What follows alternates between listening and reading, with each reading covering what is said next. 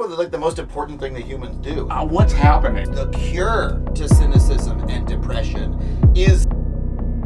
Adam is advocating for the devil. No, I'm not. I believe this.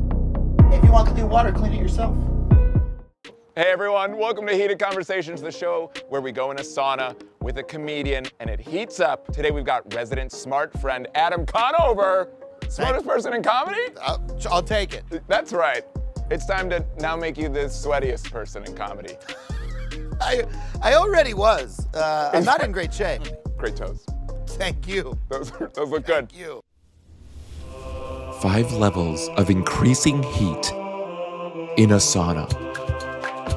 Will the guest survive? Will I survive? Ow. Heated Conversations with Esteban Gast. We have a minute. Let me tell you something. My grandparents were Norwegian. They had a wood-burning sauna, they called it. That was their pronunciation. And it was always dry heat for like 45 minutes before you ever even put water on it. So it's non-traditional, but it's your show, so do what you want. You're using your grandparents' legacy to try to get out of this. No. Is what I'm understanding. No. I was born for this. I was born in the sauna, all right? I was born in it. You're a tourist, all right? This is my people. This is our culture, all right? So go do your worst, man. I'll be fine. Here we go. I'm feeling that. Instantly. That's good. And I'm gonna take the blazer off. The fans are gonna hate it. They're gonna. You think the fans want blazer? I think that's what YouTubers are begging for is blazer. Don't you think that they want H&M blazer? This is the one I can get sweaty. Okay, great. Okay, I know. You and I share this. Your parents are scientists. Mm-hmm. Yeah. My dad was a professor of engineering for many years. Okay, that's not a scientist. Right. Okay. I'm sorry. I'm coming in too hot. No, this is in the sauna. It's called Heated Conversation. This is fine. All right. Just you said we have this in common. Your parents are scientists. My dad is an engineer. Not a form of science. Different discipline. Yeah, no, that's really good. Okay, we've got this in common. Both of us have parents.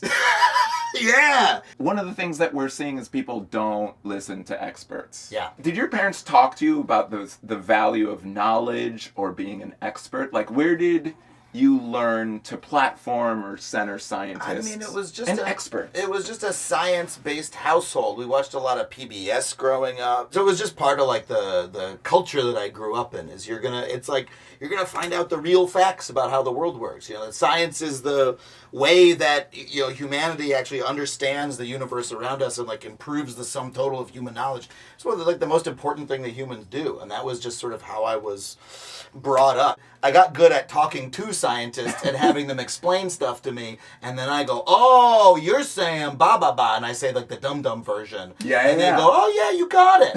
Hey, you're the smartest guy in comedy. They're like, "Oh, for a comedian, you understood that pretty well." You like to distill what you just said. Yeah, you mean blank a blank. Your dad's a marine biologist. Yeah, my dad's a marine biologist, and his big thing that he studied, his big discovery was that he found out that fish stocks, when fish are born, the amount of the sex determination of whether they're going to be male or female changes based on the temperature of the water.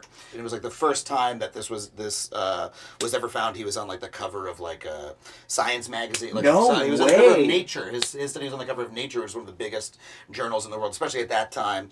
But if the oceans are like rising and they're heating up and that's impacting everything about the world, what do you think that will do for fish gender? I think we're going to end up with too many of one of the genders or sexes of fish, right? Because if their sexes are determined by just like these minor gradations in the temperature of the water, if all the water heats up, that's going to change the gender ratios, which is going to affect their populations because there'll be more males than females or more females than males. It's a real sausage fest in the ocean. That's what. And we're at 140 degrees. That's nothing. Yeah, I also think that's nothing. I'm so glad that we're both. The last guest was like, why did you do this show? And I'm like, I don't know. All right, this episode, we're going to talk about something that you have talked a lot about and made a really fun Netflix show on. We're going to talk about the role of government, specifically in climate change. Yeah. For example, really good things. Like the Clean Air and Water Act transformed our cities. Recently, the Inflation Reduction Act helped boost a lot of clean energy. And both of those are literally systematically being gutted and killed by the current administration. People could legitimately use this lake as trash, like legitimate dumping of trash in it. Clean Air and Water Act, a bunch of other government interventions. Yep. Hey, look, it's a lake, but without the trash.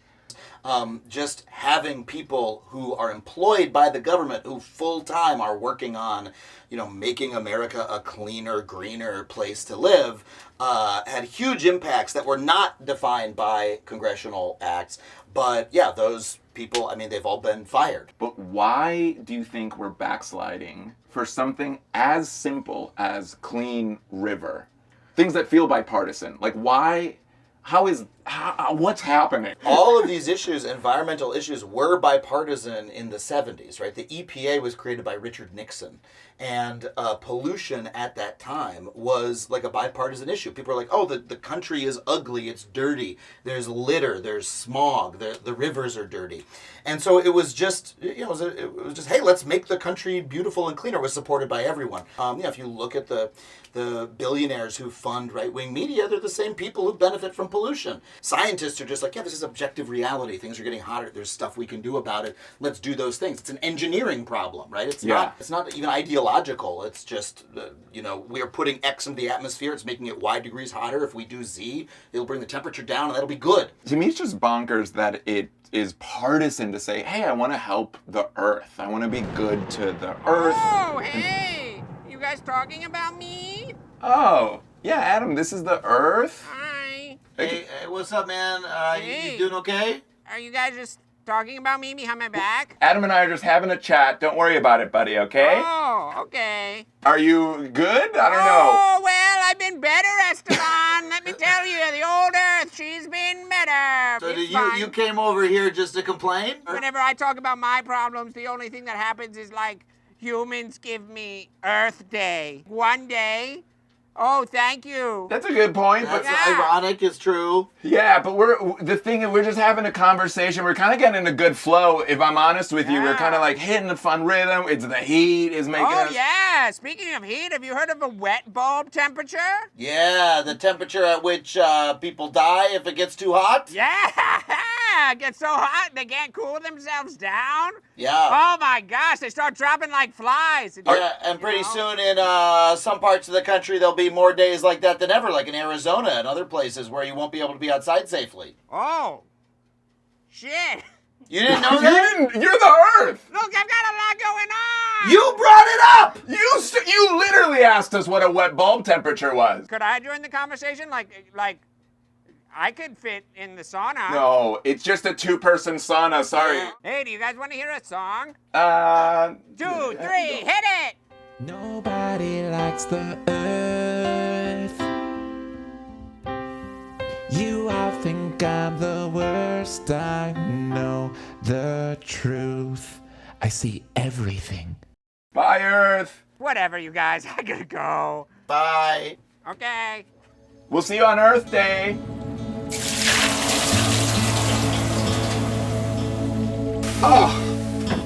Ooh. This is hotter than hot ones. Well, we have a medic. I look at the state of the world and I feel deeply cynical. Mm-hmm. How do you handle cynicism and frustration and hypocrisy? So everyone goes through this stage, right? You think, oh, the world makes sense and there's people who are going to solve the world's problems for me, and then you get to a certain point where like, oh, that's not true. And then you look around and you go, oh, I guess I have to solve some of them myself. That's the only thing that can be done, is I must put some of my own sweat equity into making the world a slightly better place. You do that for a while if you're lucky. Sweat equity? Yeah, sweat equity, right? You always have the opportunity, no matter how bad the world is, to be one of the people who makes it a little bit better. And should you choose to say, actually, it's not an opportunity, it's a duty, which is what I happen to believe that it is, then you have a little bit of purpose in your life. The cure to cynicism and depression is do fucking something about it. Do a little bit about it, right? No one else was ever going to solve your problem for you. It was always going to be you and the people in your community and people like you. I love what you're saying, that the cure for cynicism is action. And unfortunately, the action that is now happening is that it's time for level 4, which means we're turning up the heat. Here we go. Let's do it. Here we go.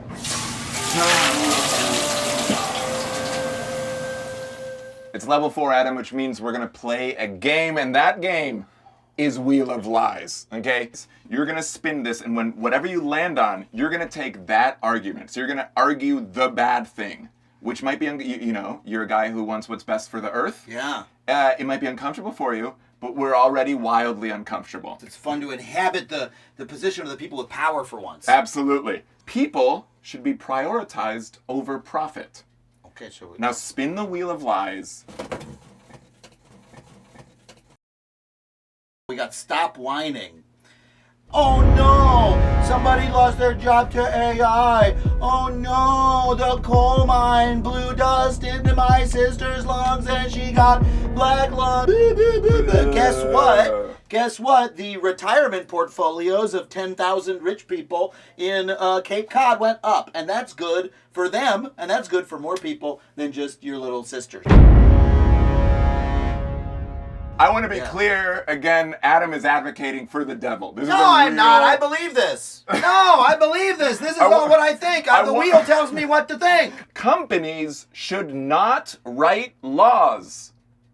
Spin that Wheel of Lies. Let's see what the rebuttal to that is. Here we go. It's not stopping. Well, but the economy, corporations are the economy. That's who everybody works for. That's what creates our prosperity. So why shouldn't they write the laws? Because they are the creators of all the good things that we have. The corporations created the sauna that we are in right now. You're making such compelling arguments that I'm convincing myself. I'm standing here and I'm going, this is pretty good. Governments should provide clean drinking water to their citizens. Spin that wheel. I don't need this. No, they shouldn't. Why should they? Let private enterprise do it. And also, hey, if you want clean water, clean it yourself. They should be buying water cleaning tablets. They're too lazy. They should be getting jobs to get their own drinking water. I don't want to be in the sauna anymore with this guy. I feel more like myself than I ever have, honestly.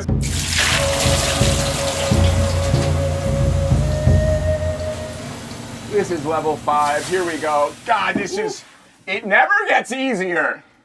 From your point of view, what are small things that you would do if you were president that would have huge impact? This is the problem, is that when people who care about the climate get into office, they look for small things to do. Yeah. So, no, what I would do if I was president, I had Congress on my side, I think I would probably nationalize a couple of industries, ban fracking and fossil fuels in America, and, while massively increasing renewable energy, we could, actually penalize not just companies that pollute, but executives that aggressively pollute. We could arrest them. We could put them in prison, or at the very least, we could threaten to do so they're scared. We need to go kick some fucking ass and stop thinking small. That's so good. Thank you. Thank you for being on the show. I'm gonna stay in for another 45 minutes. Okay. You know what? Me too.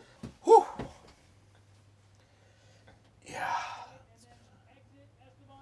Let's leave. I'm going to leave. Let's get out of here. Here we go. I'm going to jump back in. Oh, that's refreshing. You got like an ice plunge?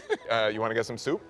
Yeah, let's get some. Like, let's get a spicy soup. Spicy soup. So I know a good Szechuan place. Oh, that's really good. Yeah, I could go for a hot green tea. Yeah, it's got like chili peppers floating in it. Oh. Yeah, it'll get you.